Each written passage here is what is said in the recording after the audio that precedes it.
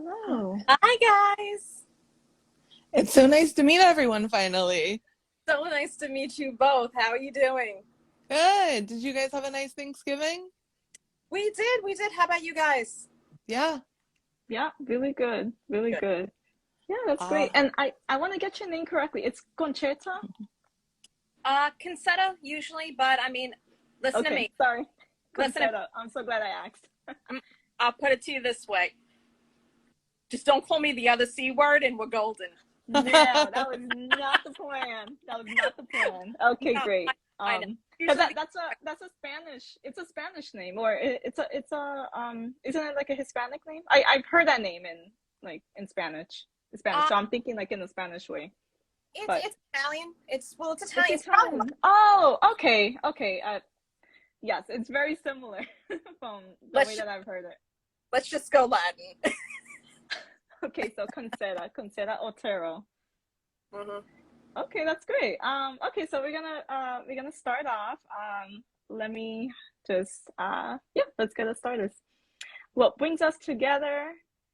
So who are we? We are a community of writers who are united by our passion for writing and a common challenge, word improv. What is word improv? A writing challenge where writers write a story using a set of new words. A story is broadly defined to include a tale, poem, skit, etc. There is no character minimum or limit. You can learn new words and participate in word improv by following at WordSleuth on Instagram. And what is the purpose of the interview? So this is a part of the series of Pass-the-Baton interviews where contributors to, oh, excuse me, sorry, waiting from the screen, where contributors to the Word Improv Challenge interview one another so that our community and audience learns about word improv writers and their work. Okay.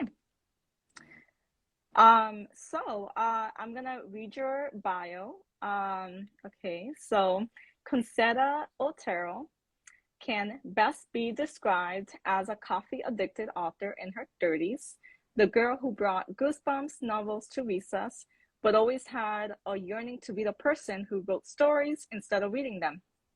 Her passions led her to obtaining her BS in professional communications, became an editor and researcher, a certified life and wellness coach with a niche in author coaching, and most recently, a graduate of Alex Catoni's Copy Posse for copywriting.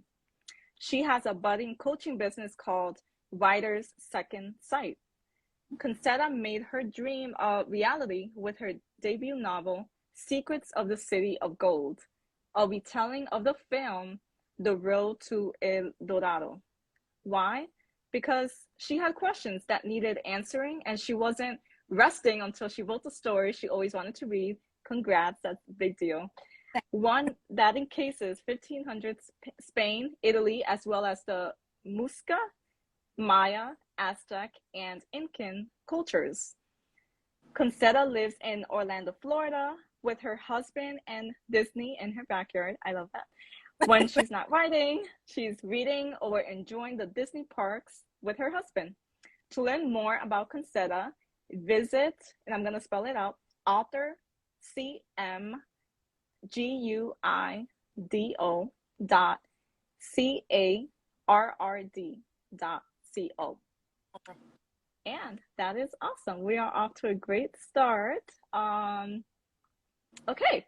So yeah, it's nice to meet you in person. And I'd like to know if you want to just start off with sharing the poem that you chose for the challenge and just give just some reason to why did you choose that poem, what inspired you to write it, etc. Sure. No. Well, first off, it's a pleasure to finally meet you. I love chatting with you. In chat, and I'm like, I'm gonna love this. I'm gonna love this girl. I'm gonna love what the Bronx. Yes, I'm from the Bronx. Yes, I'm actually right now. I'm in San Antonio for Thanksgiving, so I have to keep in mind the 1 hour difference. So it's 2 o'clock my time, and that could have been a very easy detail to miss, and I would have missed this interview. But yes, that's great. No, I ask because my husband and I were originally from Long Island, New York. Oh, So okay. We're like almost cousins, maybe. listen, I sense family. I sense family. We had a kinship. That's great. That's awesome. Yeah, I love all people, but even like when I meet like New York people who branched off to different routes in other states, it's like we're always gonna find each other some way. We're gonna find each other. So I love it. I love it. I love it when I meet other New Yorkers. So when I read that about you, I was just like, I gotta say something. I can't leave it alone. but I hear like a southern or I hear like an accent. I wouldn't have guessed that. No, I mean, all right. I mean, you know what? I Or mean, I heard something. I hear some accent. my accent is very tame right now. I mean, listen, we're talking about the coffee and the firefighters with the fire and the pizza and the water. What up? That's strong. That's strong. You're good. You're good. Thank. Too good. Okay, so did you want me to read the short story or Sure. okay? I gotta pull it up. I guess I gotta read it off the screen. Let me see. There's like the one word I can't pronounce. You're gonna have to bear with me. Oh, I know what you're talking about. Yeah, you know. I know. We all know. No. But so I wrote the short story and should I explain before or after? Sure. Or whatever you feel comfortable. Oh, I don't care. So I wrote the short story. So when I had met Vlad on Twitter, it was so funny. So when he had given the word prompts, something struck me and I go, wait a minute, I've done this before. I've done this before. So, and I did this in college when I was pursuing my bachelor's in communications.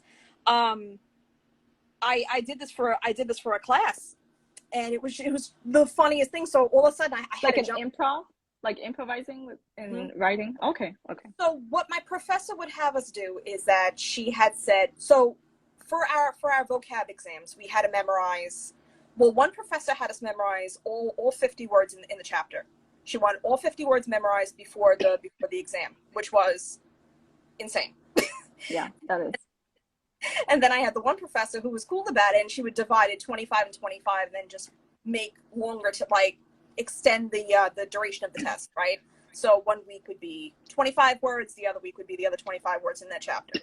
But but this particular professor, I remember, she challenged us to write a short story based on the words from the chapter. So and you had to use them correctly, right? So I just remember writing up this 5 to 6 page story with these words. So when Vlad had said like, oh, well, just do these 6 words, I'm like, I'm on it. I'm on it. So It's better than 50 words, right? yeah. Let's just I mean, that uses a lot of brain muscle. That's wow. So you already had a head start with this. Yeah, no. Yeah, I guess in such a way, but I took the character from the short story that I had written. It was so funny, and I just said, you know what? I need to like bring her back, right? So I had to bring Esperanza back, and I just crafted this short story and just off the top of my head, and I said, and I hope this makes sense. So here we are. She's back. She's resurrected. she's reanimated. Yes. Okay. Let's see. So there's no title, but here we go. We ready? We ready? Okay. Esperanza's paramour didn't mind her hippopotomonstrous quipedaliophobia. Yep. In a society where the length of words determined one's wealth, she feared her shortened verses would leave her stunted, ill-conceived, and considered inept.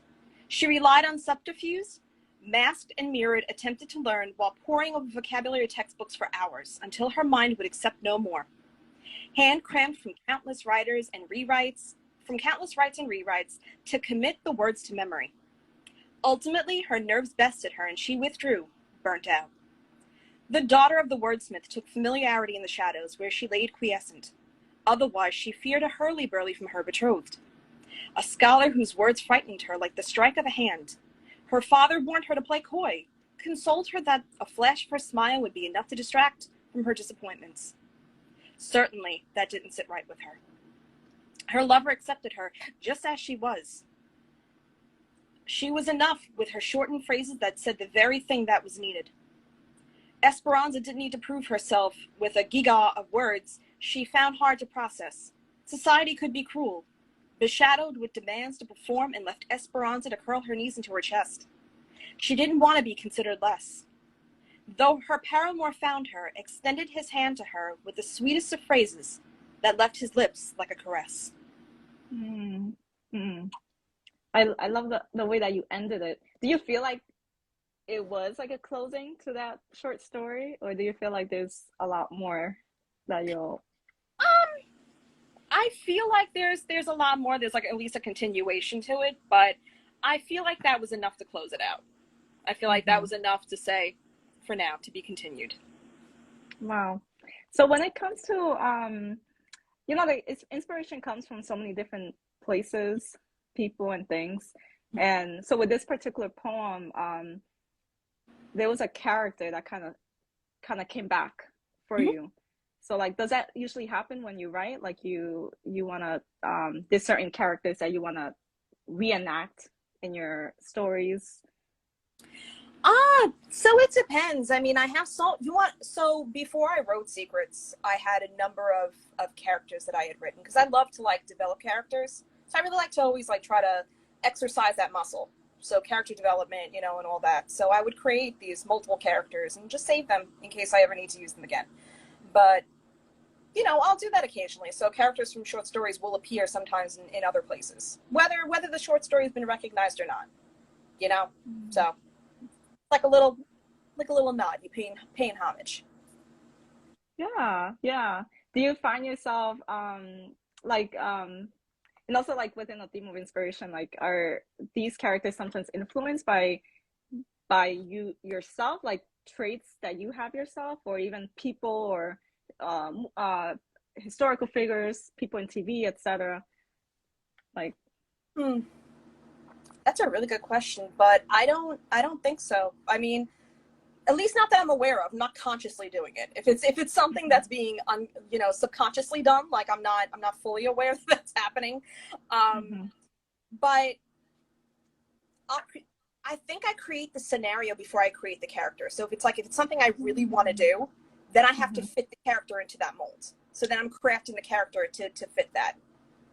Interesting. Yeah, that does. It's almost like it's almost like the scene or the event takes the primary lead into who the characters become. So to make sure that event that event actually happens. Yeah, exactly.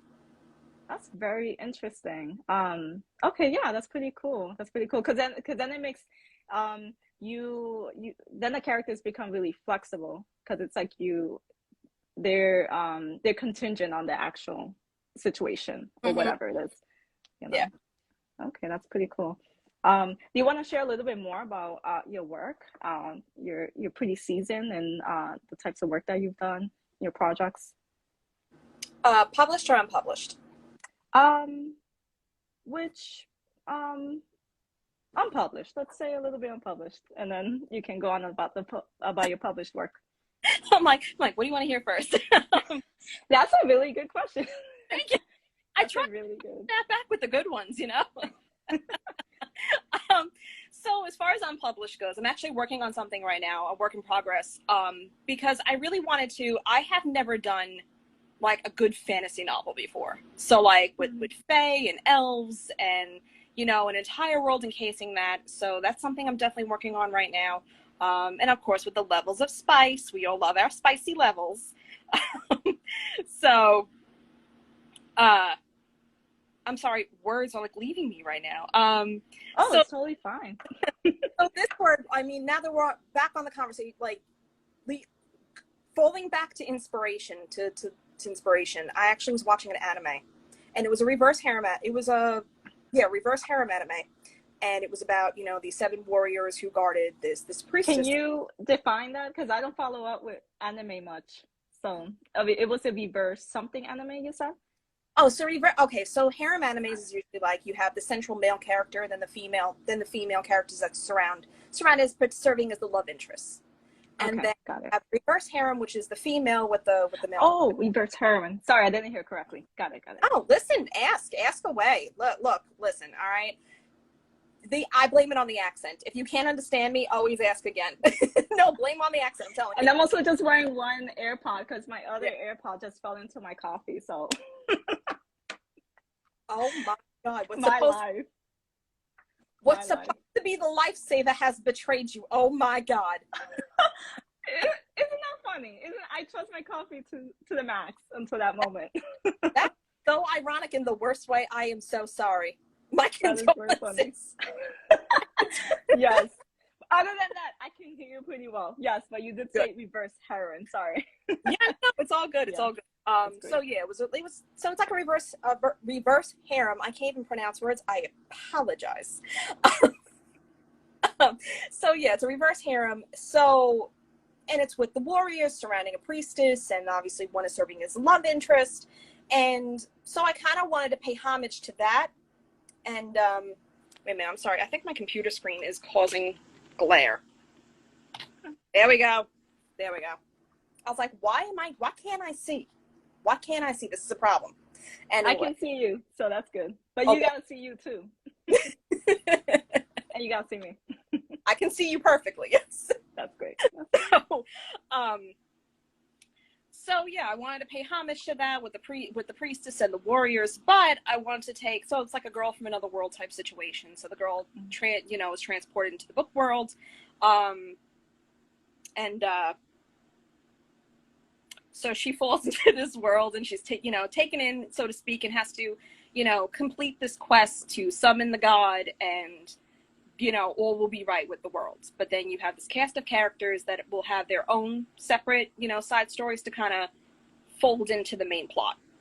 So it's now taking a series of these subplots, side stories, and then kind of molding it into the main one. So a lot of research on the fantasy world with fairies and elves, and this uncharted territory for me. But so far, I'm like over 10,000 words in, and I'm actually loving the journey. I'm loving crafting these characters to see, who they are and who they develop into, because they take on their own personalities, and they're their own people, and they do eventually tend to write themselves. So, wow. And so you mentioned like uncharted territory. So like what in this realm, like what makes it seem like it's like out of your comfort zone, or is it like your the typical route you take when it comes to your writing, or? So I'm accustomed to doing multi-character point of views, which is what Secrets has. Secrets has multi-character, and that's just what felt more comfortable. What wound up being two main points of view, which is what I had the intention of starting, doing from start to finish. I wound up including a third character, which is what really sealed the deal for that book. So the same thing's going to wind up happening, and and I'm a plotter. I am not a pantser, so I got to plot my stuff out. Although I wind up becoming both of them, because then I'm taking side breaths, and then maybe ADD kicks in, and I'm just like, oh wait, squirrel, oh wait, bunny, oh wait, magic shard, Yeah, because there's so many factors, so many things you can put in the puzzle pieces. So many avenues to take. So I have to plot it out, and I have to plot out, who's going to be leading what chapter, and who's going to be, who's going to be the center point of that chapter, and what's going to happen in that chapter. And I like to plot out like at least three main topics to hit, and then what kind of happens after that is, a free for all. It's whatever's going to happen. So this particular this is a book that you're doing, right? Or it's when are you planning to publish it, or what's the expected date? I am hoping to finish it sometime within the next 3 months. I want to give myself that leeway. Okay. Woo, that's exciting. I mean, you already said like you're already 10,000 words in or so, right? Yeah, that's a huge milestone already. No, thank you. I mean, I kind of, in a way, I wanted to take part in NaNoWriMo, but I was just like, I'm not going to be able to do it, because last minute, I inserted myself into taking, this course on brand voice to create brand voice guides. So that kind of took me out of it a little bit. That took me out of it a little bit. So I said, all right, I regroup and start again. But I think it's healthier to do it that way, is to take those mini breaks in between. This way I'm not burning myself out with the same plot, getting bored, and ultimately abandoning the work. You know? Oh, yes, yes. Mm-hmm. And it takes time to like check in with yourself. Like, how are you doing? How's your writing process? You know, like how are you absorbing and digesting everything that you're putting out, you know? Exactly. Uh-huh. You know. And yeah, I was just, and that's funny because I was going to ask you, like, how would you describe your writing process? So you take mini breaks in between your writing. Are there other things that you contribute to your writing process? So with my writing process, so I want to be linear. I want to start from point A to point B, but that doesn't always happen. It doesn't always happen. So I try to plot several chapters in advance because I know what I want to have happen. I know what's going to be, you know, the center point, who's going to live, who's going to die, who's going to, you know, who's going to be injured, who's going to be more, you know, more fatally wounded, you know, things of that nature. But, excuse me, I try to take my breaks in between because I don't want to burn myself out. And I try to take that break, try to regroup, regather myself, and then go back into it to finish strong, finish the next set of chapters strong. So Secrets, I didn't get to do that. It was very much, I don't want to say a bum rush, but the process was just so quick from start to finish with that. Okay. And so you felt burnout. Yes, I'm gonna say yes and no. I'm gonna say yes and no because with Secrets, I mean, I put myself on a schedule, worked full time. I worked full time in security, and I was planning a move. My husband and I were planning a move at the time, so it was just this crazy thing, and like it was just it was demanding, so to speak, because who would call out, who would get sick, who would get this, who would get that. So it was a very stop and go type deal. But I had to be very disciplined because I had a goal, and if I didn't set that goal, it wasn't happening. Right. So someone in the chat asked, I think the name is Poetess Love. How many books have you written? Hi, Poetess. I've only published one novel so far. So. And more to come. And more, yes, more to come. Yes. I've got plenty. I got plenty in the brain because this one, this next one happening is going to be in the span of 3 books. It's going to be, it's going to be in this. It's going to have to be in the span of 3. Do you want to take some time now to? I know we've already been discussing some of your work, but if you can do some of your self promotion, anything that just things that's coming along, like you already mentioned this particular book, or if there's other projects that you're working on. And I think you also have like a coaching business, if you want to share about that. Sure, yeah, let's talk about that. Okay, so I have a budding coaching business. It's called Writer Second Sight, and it's called Writer Second Sight because I feel every writer needs a second sight in order to gain their clarity, their perspective.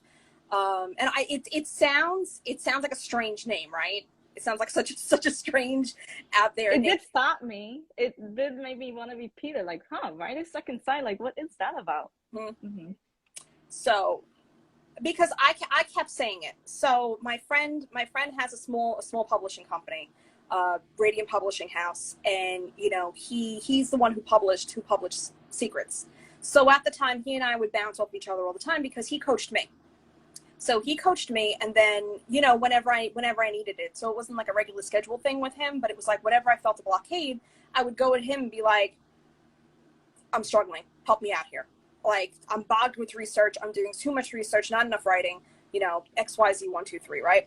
So with that being said, he introduced me to a friend of his, and I wound up coaching her. It started off as editing. And then it wound up being coaching because I saw things that she didn't see. So I said, you know, this needs to be shaped up a little more. I said, you got a diamond in the rough. I said, because you just need to be smoothed out.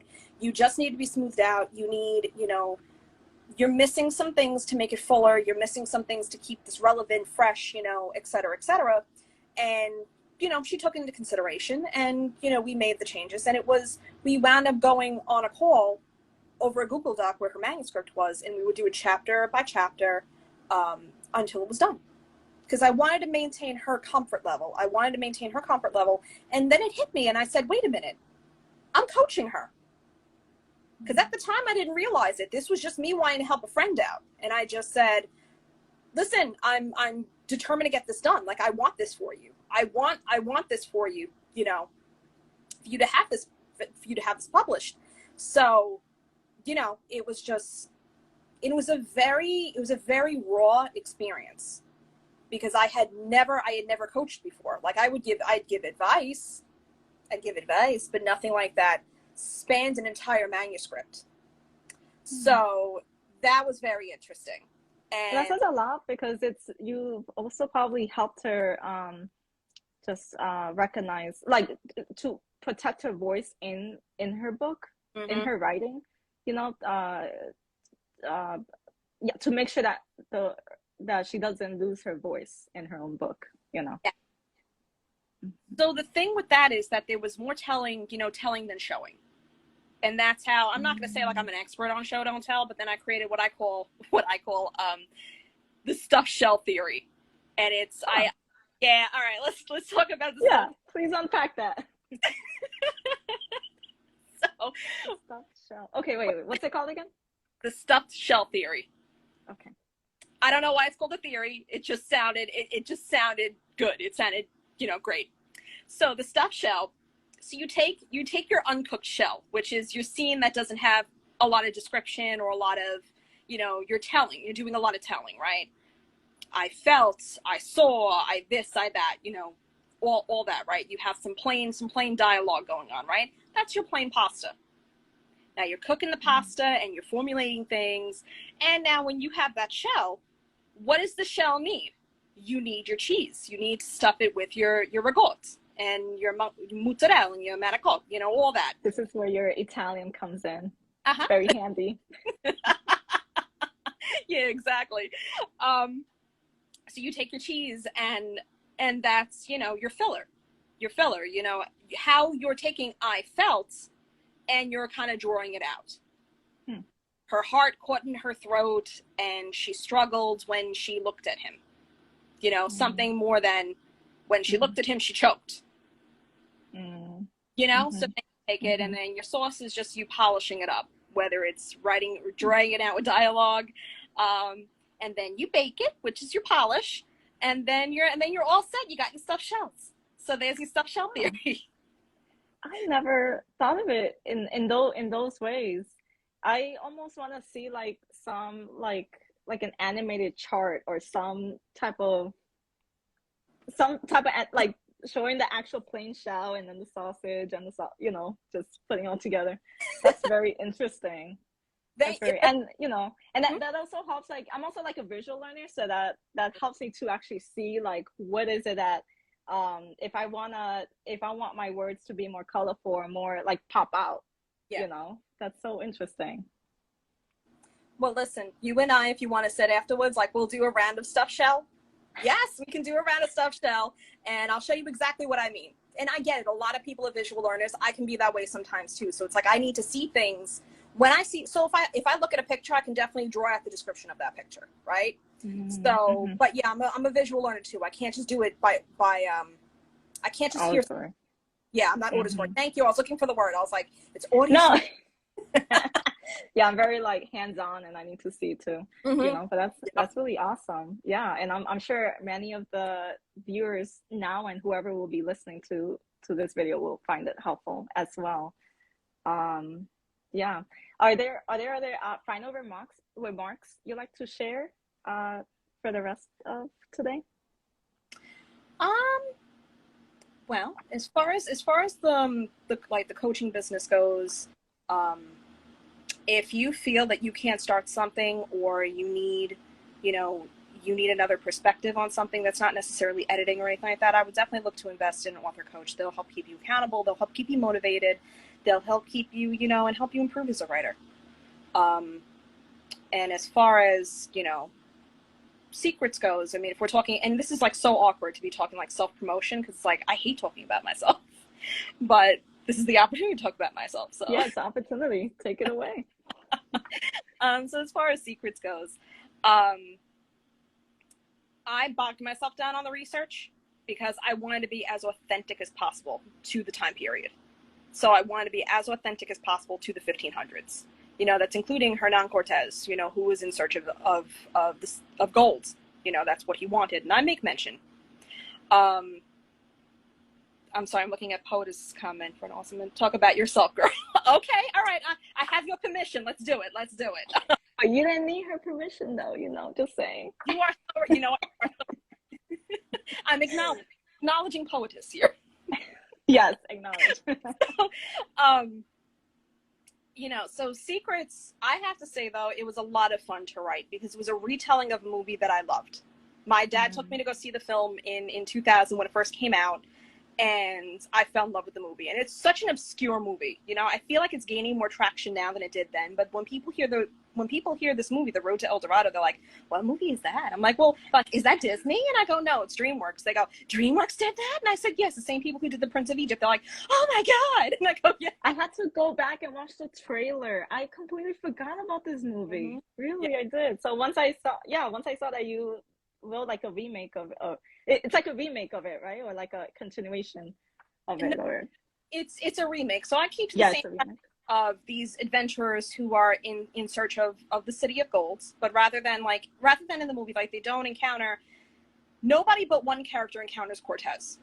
There's one character in the book who does encounter Cortez, and he has had, you know, this connection with the explorer, and, you know, you'll find out, you know, more in the book about, well, maybe not so much. I don't do so much with Cortez in it, but I make mention of him because I wanted to add as many historical figures as possible.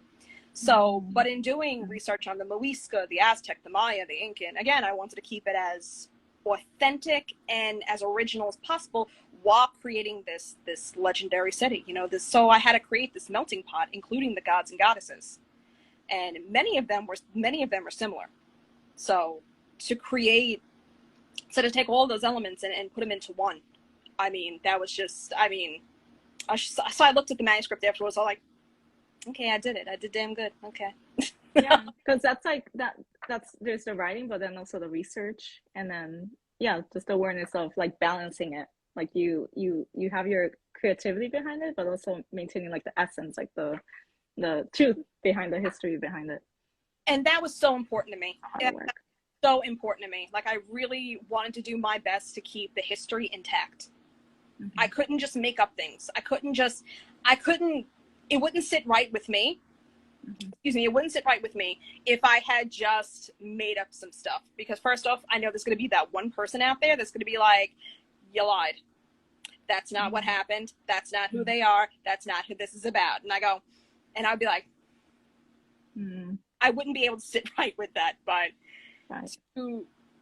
so, you know, crafting my own El Dorado was very, I'd say interesting. It was a very surreal experience because you're taking, and I wanted so much to draw from the original legend. That I definitely wanted to say. And I needed to draw from the original legend, which is, you know, when the time came for them to choose a new chief, they would paint him in gold, and it wasn't paternal. It wasn't. So the Muisca had it where it wasn't the son of the king. It was actually the nephew of the king, or the nephew of the chief. So they would paint him in gold, and then he would dip into Lake Guatavita in pre-Columbia, and that would be it. Then he would become. I feel like there's a step after that that's like leaving me right now, but you know more than I do. And the whole lake would turn gold. Like that was the whole point. So the whole lake would turn gold, and and when they did go to Lake Guatavita, they did find gold at the bottom of Lake Guatavita. So these explorers, they went to the lake and they looked and they found gold at the bottom of it. So that's the legend of El Dorado. So they call it literally this city of golds. And gold wasn't what the explorers thought it was. You know, they use it as jewelry, whereas the explorers, they wanted it obviously for the riches and the wealth. And wealth to them took on an entirely different meaning, which is definitely something I wanted to depict in the book, whether it was through dialogue. I think it was more so through dialogue because that was the only way that I could figure out how to do it. So a lot of it's dialogue based, but I know I had an entire chapter, and I think it's got to be one of my favorites, dedicated to the original legend. Wow. I mean, that takes a lot of, yeah, that takes a lot of effort that you put into like recreating this. I forget sometimes because it's been a year since the book has been out, and I haven't really touched it since. And the sequel, it's supposed to be a sequel, and it's eluding me. So I just said, let me put it to the side for now. I can't force it. That's another thing that I will say to any aspiring writer out there: do not try to force it. And that's the one thing that I will always preach as a coach: is never, ever, ever try to force words just for the sake of getting words on a piece of paper. It's not worth it. You're not going to be happy. You're going to get pissed off at yourself. You're not going to like it. So taking the breaks, taking walks, staying hydrated and all that, I mean, I think is crucial. You know, so taking those breaks is definitely necessary if you want to maintain, you know, a good hold of your project, I guess, so to speak. That makes sense, right? Am I wording it? It does. Right? No, it does. Yeah, because like it's a you know, the creative energy, like that creative inspiration. Sometimes like inspiration can be squelched if we're just too focused on doing. Gotta make sure I'm finishing this chapter or etc. Then it's like it doesn't become as free. You know, it's not channeled in the right direction. Well, and you are so right. And that's one of the things that I wanted to talk about was productivity guilt. A lot of us in the heightened state. So, you know, when I took my course on life coaching, I did life coaching, holistic health coaching, and then wellness coaching. So I try to put the two together. I try to do life coaching or the author coaching and the wellness coaching, right? So one of the things that I talk about is productivity guilt. And because we are always in the state of doing. We're always on the go. And then when we can't sit down to write, and we're in this mode where, you know, finally everything's done, the dishes are done, dinner's done, you know, the family's fed, you know, you finally have a moment to yourself, and then what happens? You're staring at a blank screen. 45 minutes go by, nothing's written down, and then what happens? You feel guilty as hell about it, right? Right? So, I mean, that's another big thing, and I think we need to remind ourselves, especially as writers, that it's okay. That it's okay sometimes that if the words don't come. And then but then again, that's where a lot of the times people try to force those words just to get words down. Yeah, and then you read it the next day, you're like, this is not me. Exactly. You're looking at it like, now who the hell wrote that, right? Am I right? Exactly. No, you're speaking truth. Well, thank you. Thank you. Oh, thank you, Catherine. I appreciate that. We'll see. Yeah, yeah. That needed to be said out loud. Yeah. No, and listen, and I will say it again. Seriously. If it don't fit, don't. Yeah, exactly. If it doesn't, the words don't fit. No, just do yourself a favor. Don't do it. You're not a bad writer for not having done it. You're not a bad person for not having written for the night. You're not bad. There is no such thing as a bad writer. That is another thing I wanna say. You know, say my piece, right? Standing on my soapbox, preaching it, right? There is no such thing as a bad writer. I think the only time I would say that you're a bad writer is if you give up. That's the only form of bad writing is no writing. Otherwise, everyone has their own way to write, their own language to speak. You know, every author has their own voice. You know, there is no copycatting. There is no copycatting authors. I remember I was talking to somebody and they were like, well, I've been trying to write like this. And I said, don't. I was like, oh my God, don't. I said, you know why? Because they don't know you. They don't know you. They need to know who you are, because they're just going to say that you're another so-and-so.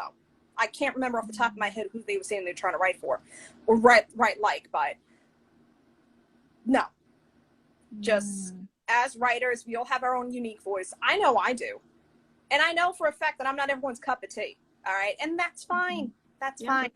It's going to happen. You know, we're not here to be everyone's cup of tea. That would be impossible. That would be exhausting to keep up. Exactly. And that's just like perfection, right? Because we're all trying to be perfect. A lot of us are perfectionists out there. There is no such thing. You're striving for something that doesn't exist. Wow. And you're throwing so many gems out here. I'm sure people are taking notes over here. I cut you off. What else were you going to say?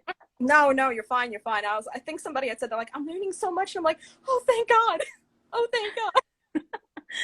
No, seriously. I try. You can be my chamomile. Would you like to be my Lady Grey, my Lady Earl Grey? I love that. I love that. That's cute. I love tea. I was just drinking green tea, by the way. See, I love green tea. I love the energy that you get from it. I think, and I'm looking at my cabinet as if I can see it. We have Earl Grey tea, and I know my husband and I we just devoured the Lady Earl Grey. So, and I think that's all we have is Earl Grey. So that's what we've been drinking lately. But I know next on my list is green because I love the caffeine that you get from it. Because sometimes coffee just doesn't sit right. Sometimes you need the tea. I know. Mm-hmm.